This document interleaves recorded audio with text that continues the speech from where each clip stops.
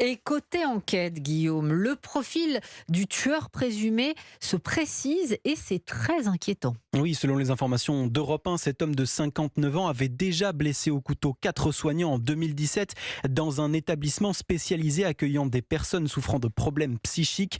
L'homme étant lui-même atteint de troubles psychiatriques sévères, le juge d'instruction a rendu une ordonnance de non-lieu retenant l'irresponsabilité pénale. Le parquet a fait appel de cette décision et la justice doit encore statuer sur son cas lors d'une commission qui doit se tenir, hasard du calendrier, vendredi matin.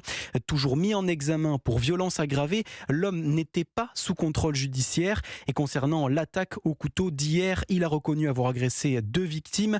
Après, dans un procès verbal qu'Europe 1 a pu consulter, il a déclaré aux policiers qu'il en voulait aux soignants et je cite qu'à chaque fois qu'il croisera une blouse blanche, il la plantera pour se venger.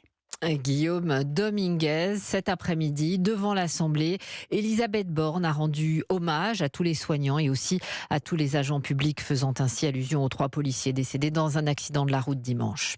Mesdames et messieurs les députés, s'engager pour nos services publics, servir les autres, protéger, soigner, éduquer, ce sont des missions qui honorent celles et ceux qui les exercent au quotidien. Leur engagement fait la force de notre pays, il fait notre cohésion et nous rassemble. À tous les agents du service public, je veux redire mon émotion et mon soutien.